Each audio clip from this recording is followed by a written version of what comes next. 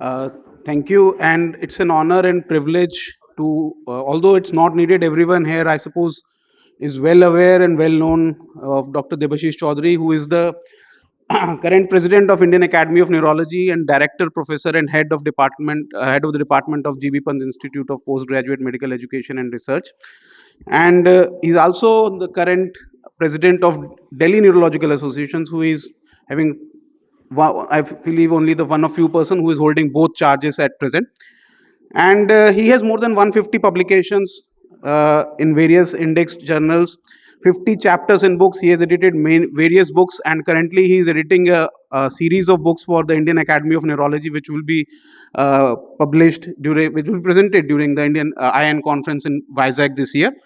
And he has several accolades to his credit, right from his MBBS career, MD, DM, and has been a prolific speaker and has given several lectures and has the honor to present several orations, including Professor G. Arjun Das oration, Professor Bansal oration, Shamal Sen oration, and has organized several conferences at various places, particularly headache conferences. His headache conferences are very well organized and very well attended and appreciated. And he was recently invited by the government of India to present a lecture at the G20 summit in Mizoram. And he's an eminent researcher, particularly in the field of headache medicine. He's instrumental in bringing Gone block to the forefront for management of various headache disorders. His studies on Gone block in headache disorders was quoted by UpToDate as practice-changing updates for management of migraine.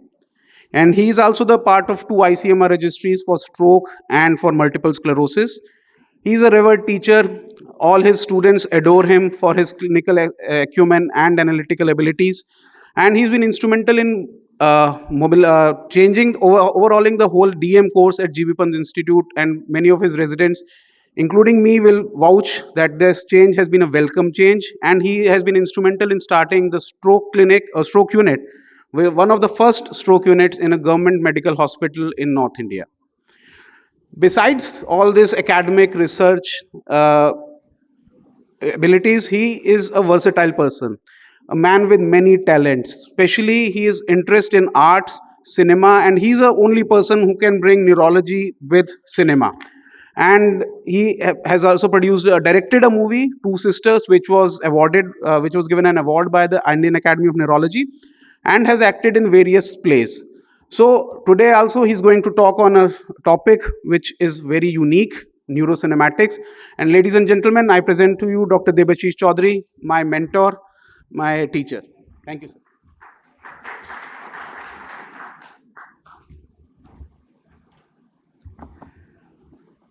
Thank you, Dr. Ashish, for this kind introduction. First of all, good afternoon, ladies and gentlemen. I bring greetings from Indian Academy of Neurology and Delhi Neurological Association, and also from my department of neurology at GB Pant. And I thank Dr. Arun, who has been hosting this kind of meeting every 2 years, for fantastic meetings, and inviting me for this special talk. So I think I presented this sometime back in the last IronCon meeting, but I have changed a little bit here and there, and because I never present the same talk again. So there's a change. So some of you might have heard about it, but listen to it. But this time it will be slightly different. Okay, so I'm going to talk about this topic of neurocinematics and collective consciousness. That is a new frontier in neuroscience. So lower down, actually, you are seeing some of the topmost film directors of the world. You know, from Charlie Chaplin, Orson Welles, Akira Kurosawa, Andrei Tarkovsky, Satyajit Ray, Ozu, and Sergei Eisenstein. So they are all famous, and they are all been created as one of the best, movie directors ever, lived on this earth. But I think they are all, in one way or other, a neuroscientist. Why I say so, it will be elaborated subsequently. Now, as you know, little bit of history, that cinema was started, long back by these two brothers, Lumiere brothers, and this is the original machine, cinematography, which is there in the Lumiere Institute in France. And these are the early, can I have the sound? Where is the sound? Yeah. these are the early, you know, photographs which were moving, and that was a great novelty at that time. And in fact, when they were shown, people were astounded. And in one of the clips later on, you'll see that the train is moving towards the platform. And to the audience, it appeared that the train was actually moving towards them, and they all gasped. There is also a scene for that. I'll show you. So yeah, this was the arrival of a train in the station, the iconic, movie clip, which actually startled the world at that time. So, but the main credit of actually,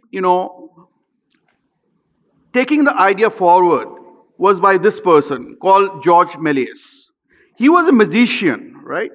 But then he saw a great potential in cinema, and he changed from magic to cinema. And his life was immortalized by Martin Scorsese in the film called Hugo. So there's a small clip from the film Hugo. And you'll see that how the Méliès actually persuaded the Lumiere brothers and I went to visit a traveling circus to sell the camera, but they refused because they saw no future in that. I noticed something strange, something wonderful. It will terrify you. Sir, madam, inside we have moving pictures. Have a see. So these are the Lumiere brothers. The Lumiere brothers had invented the movies.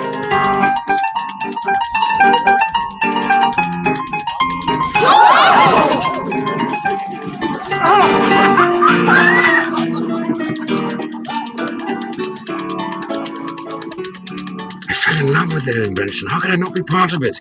So they made about 150 films. Most of the films got destroyed due to fire, but some of the films are still remaining. Asked the Lumiere and they are to sell me a camera. So they made the camera themselves. They were convinced. They started their own studio. They sold off all of their belongings to start this business. So they said. And the movies caught the imagination of the humankind. Using leftover pieces from the automaton. I just had to be a part of this new wonder. But the early foundations of movie making was made by Russians. Now, these are the two important gentlemen who actually pioneered the grammar, the syntax of movies. One is Sergei Eisenstein and one is Lev Kuleshov. The Kuleshov was basically a theoretician. So what he actually gave the concept, which is now known as Kuleshov's effect, is that if you juxtapose two shots with another shot, and that shot varies, then the meaning of that combined composite shot changes dramatically. For example, in this, you can see the person, the same face, and there is a dish bowl with food, right? So it seems to the audience that he is hungry. The same picture, when it is juxtaposed with this particular picture, in which there is a coffin, it will appear to the audience as sadness. And the same picture, when juxtaposed with this, this picture, then probably that will signify lust. So what he suggested, that you can actually juxtapose seemingly meaningless shots together and make a meaning out of it. And this is, in technical terms, called as montage. So the effect is so profound. You will see in this clip, which is known as a film called Battleship Potemkin. It was made in the silent era in 1925. It has been hailed as the best picture for last 60 years by many critics, and now been replaced by Hitchcock's Vertigo. But this film, you will see that how Eisenstein uses this particular theory in practice. Sound did you?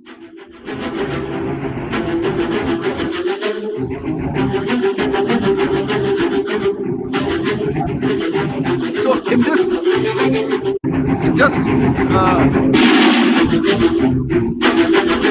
so this is a very famous scene called Odessa Steppe Massacre. In Odessa Steppes, at that time, the Tsar was actually sending the army to a protesting naval merchants and the naval soldiers. So how this revolution was crushed, this film is about that. So you can see this particular scene known as Odessa Step Massacre. Now he's taking the shot, long shot, top angle shot, and he's seeing, and the down angle shot, he's seeing the running audience and showing the chaos, and then he gives this close-ups. And the entire clip becomes very, very intense.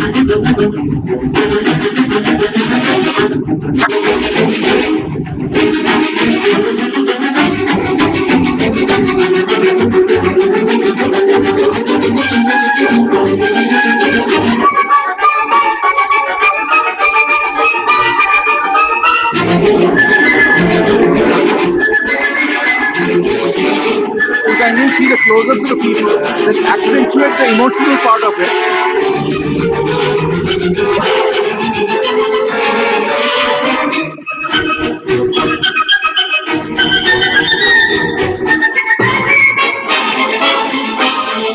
Now you see this mother with a child. She's running. The child is shot, but the mother moves on. And then she realizes she has lost a child. And this close up. So this is actually, going into the deeper depths of the human emotions and the way people understand and react to a particular scene emotionally, and therefore that will be effective. So what was our brain activity when you saw this clip? So the prediction of individual behavior is a pillar of neuroscience. The neural correlates of individual preferences, subjective values, and choices can be assessed by measuring the by fMRI, as we all know, by bold signals, and that can be now quantified, right? We can quantify that. So another key question is that whether the neural activity of the multiple individuals who are sitting here, right, may collectively predict the behavior of a large group. So if this is the question, then the two separate and largely unrelated disciplines, cognitive neuroscience and film studies, may open the way for a new interdisciplinary field, which is known as neurocinematic studies. And so what is cinema after all? Cinema is a techno-cultural product of fundamental human capacities related to perception, cognition, and emotion, right? Hence, it should be a concern of neuroscientists, right? So this term, neurocinematics, was given by this person called Uri Hassan from Princeton University. And in an article, he actually described the initial experiments that were done. So his experiments were very simple, actually. There was a visual stimulation by the way of a projection system where the patient could see and hear the sounds of a movie clip.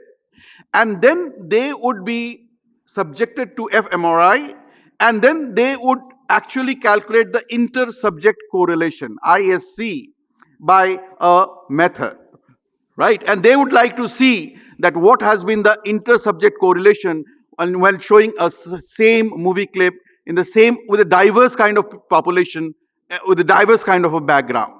So they chose the popular action movies, and what is the best movie for that is this movie called The Good, Bad and Ugly, made by this Italian director called Sergio Leone, and who is to make this, this kind of Western movies, but basically they are not known as spaghetti Westerns because they were low cost, relatively low cost, but they're hugely popular, and they were mainly made by the Italian crew and not by the American crew, right? And so in this film, as you know, the Clint Eastwood was the good, the Van Cleef was the bad, and Elia Wallach was the ugly. So they showed about 20 minutes of that clip to each individual, and they had a number of individuals from different backgrounds. And what they tried to find out that they have a control of unstructured movie, right, and the structured movie. And you can see the gaze map. You see that for unstructured movie clip, the gaze map is quite wide, right? But for the structured, the people are visualizing that scene in a particular angle and a particular aspect together in a similar manner. The 6 people and 11 people, right?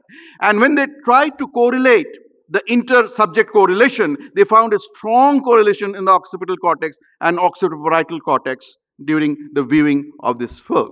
So I'm not going to show that clip for 20 minutes. I'll show just a small clip, and I'll explain that how you actually analyze this. Now, this is one of the climax scenes where these 3 people are battling each other.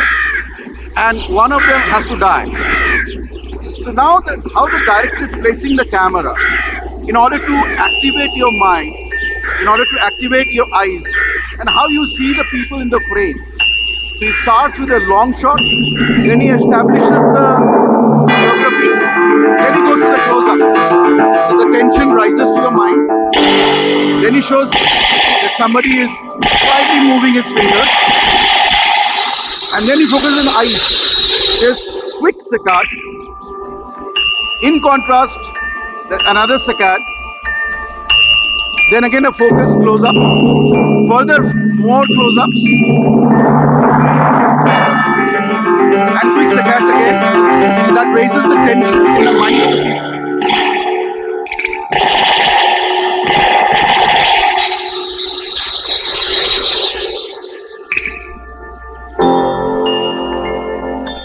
Essentially,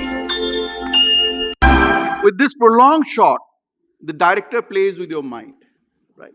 So director knows exactly how your neural circuitry will get activated, how your emotional circuitry in the brain is going to activate it. So from that perspective, I will call them a neuroscientist, because they'll know the workings of human mind, right? Similarly, the mystery and the suspense movies. Now, this is again another study by another group, right? So they have studied this, what happens when we see the mystery movies, and what best than this film called Psycho by by Alfred Hitchcock. Now there is a murder scene here that the female, she actually runs away with the money, and she then takes refuge in a motel, and then she says she is secured, right? And she then goes for a bath, and then at that shower she was murdered. Now this scene is so intense. This is actually a combination of about 67 clips. Now, and it took 3 days to shoot, right? And it was so intense that for years in Europe and America, the women were afraid to go to take bath alone in the showers, right? I'll show you a small part of it. So that was the mastery of Alfred Hitchcock. He knew exactly how to juxtapose and do the things and put the things together. Now you see, now this girl, she's relieved now. She says that, okay, I'm secure, I've stolen the money, but I'm secure now. So she wants to take a bath.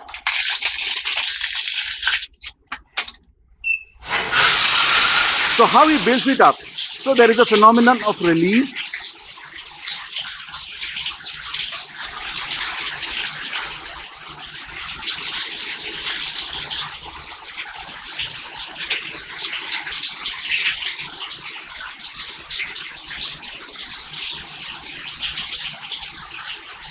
And then you see behind that veiled curtain the appearance of the assassin.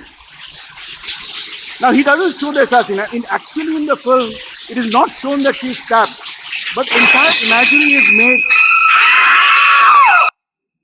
So this entire build-up actually promotes an intense sense of fear and anxiety in the minds of the viewer, and the film was a great success. And this was the fMRI study of the same clip which was shown in the study, and you can see the similar kind of activation in diverse group of people who are watching this film clip.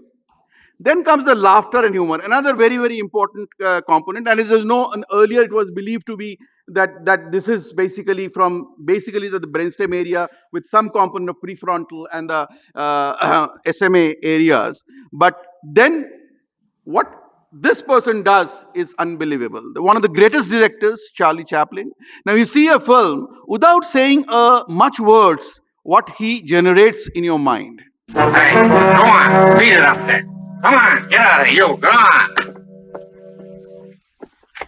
Now, he is a barber, and he has got another namesake, which is known as Himmler. So, it's a caricature of Hitler. And he made this film during the height of the, war.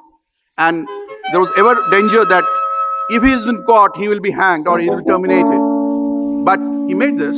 So, he's a Jew. And the film, actually, they got exchanged. What do you think you're doing?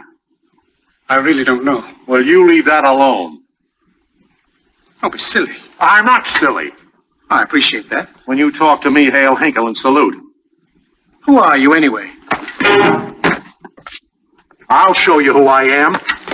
Come down to headquarters. Say, that's my shop. I don't care if it isn't. Shut up. You leave me alone. Oh, going to put up a fight, are you? Come on down, Pet. She'll you. Now, let me tell you something. Now, only a Are chap. you a policeman?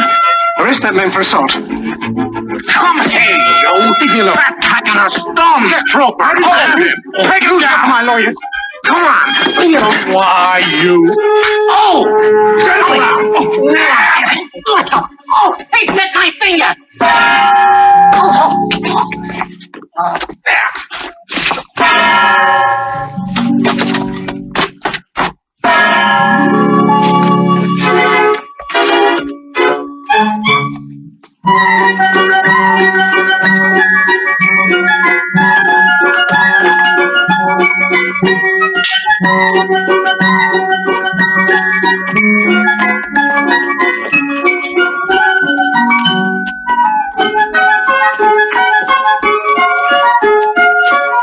How do?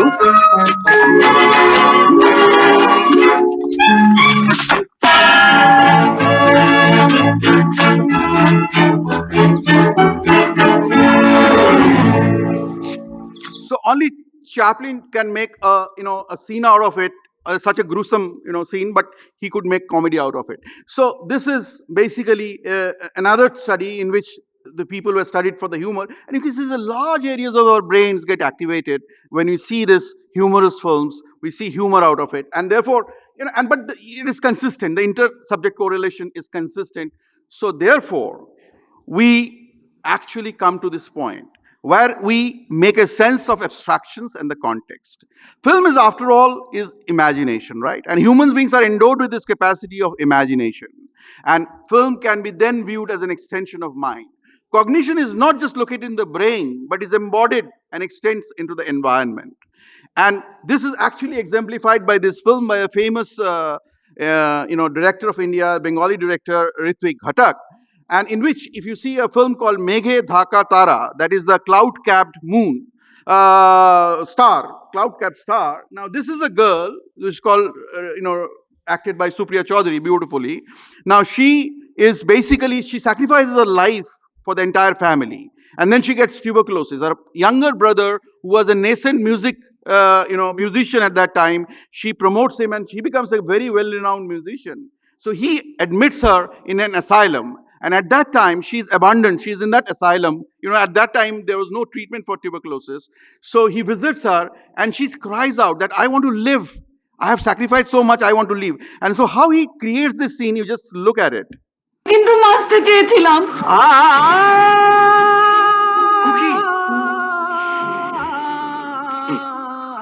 Idiot. দাদা আমি যে সত্যি সত্যি বাঁচতে চেয়েছিলাম দাদা আমি যে বাঁচতে বড় ভালোবাসি দাদা আমি বাঁচবো দাদা আমি বাঁচবো দাদা তুমি একবার বলো আমি বাঁচবো দাদা দাদা আমি বাঁচবো দাদা আমি বাঁচবো দাদা আমি বাঁচবো মাথা খারাপ হয়ে গেছে খুকি কি পাগলের মতো চিৎকার করছে খুকি So, her cries of despair actually doesn't remain there. It goes to the environment, goes to the trees, the rivers, the streets, and then it percolates to you, right? So cognition is not just recorded there and shown there. It actually outflows and it comes to your mind also. So let us come to this concept of this collective consciousness. Now, this was actually a term which was given by Emily Durkheim. The totality of beliefs and sentiments common to the average members of the society forms a determinate system with life of its own. It can be termed as a collective of common consciousness. So it's a sociological concept, but I think increasingly it is coming into cognitive neurology. So neurocinematics can be a tool to study this collective consciousness. And the collective signatures in the brain, if they can be understood, they can be studied, then that can give us an idea. And in fact, we see all this, the recent incident of this ghastly incident, you see all these WhatsApp messages, all these video clips, they all have raised that collective consciousness in us, right? And therefore, some films have the potential to control the viewer's neural responses. And since the mental states are tightly linked to the brain states, the viewer mental states, including their percepts, emotions, thoughts, and attitudes, can be controlled. So there can be a good side to it, and there is a bad side to it, right? We'll not go into the detail, but the main thing is this, that now it can be measured, analyzed, and predicted.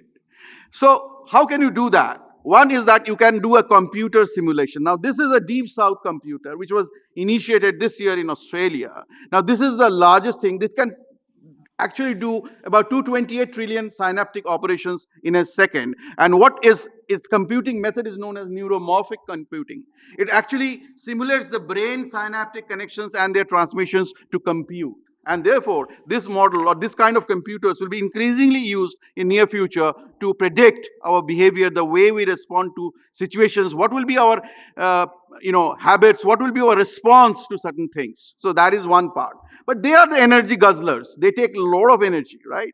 So another model people are looking at is, why not use the brain itself?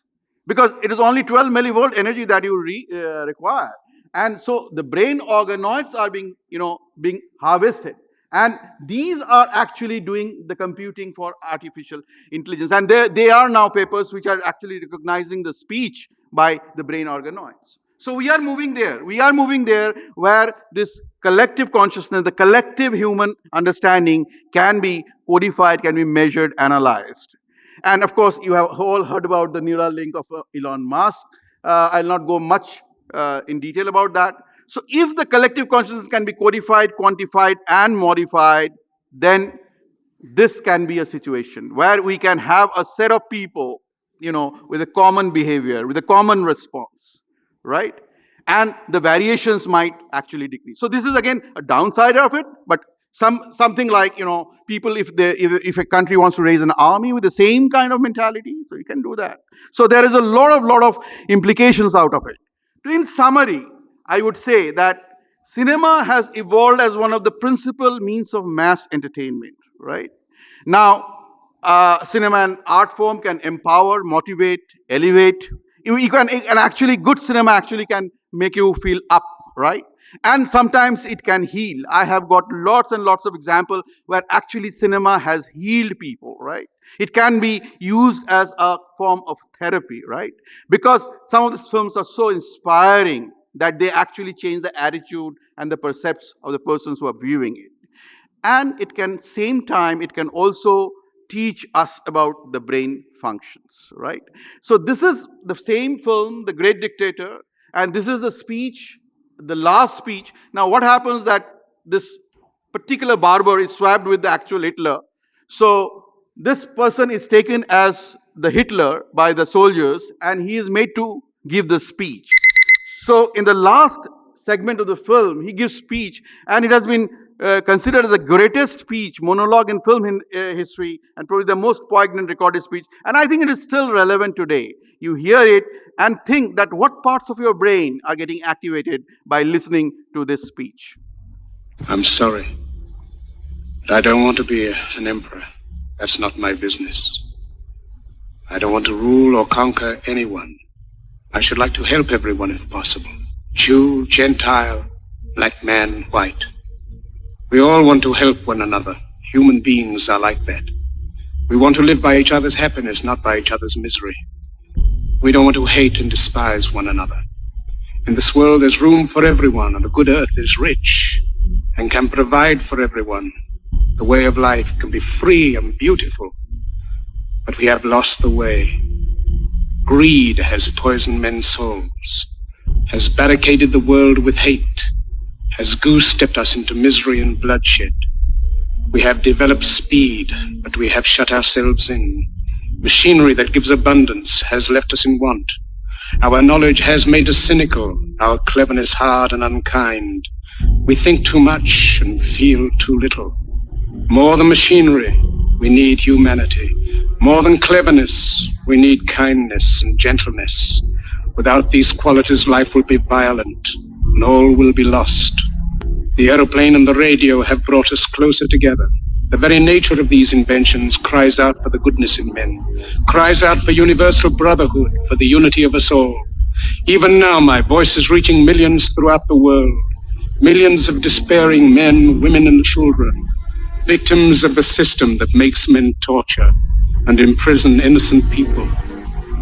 To those who can hear me, I say, the misery that is now upon us is but the passing of greed, the bitterness of men who fear the way of human progress. The hate of men will pass and dictators die, and the power they took from the people will return to the people. And so long as men die, liberty will never perish. Soldiers, don't give yourselves to brutes, men who despise you, enslave you, who regiment your lives, tell you what to do, what to think, and what to feel, who drill you, diet you, treat you like cattle, use you as cannon fodder. Don't give yourselves to these unnatural men with machine minds and machine hearts. You are not machines, you are not cattle, you are men. You have the love of humanity in your hearts. You don't hate, only the unloved hate, the unloved and the unnatural. Soldiers, don't fight for slavery, fight for liberty. In the 17th chapter of St. Luke it is written, the kingdom of God is within man, not one man nor a group of men, but in all men, in you. You, the people, have the power to create machines, the power to create happiness. You, the people, have the power to make this life free and beautiful, to make this life a wonderful adventure. Then in the name of democracy, let us use that power. Let us all unite.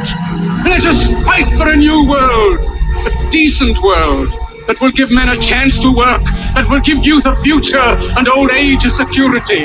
By the promise of these things, brutes have risen to power, but they lie. They do not fulfill that promise. They never will. Dictators free themselves, but they enslave the people.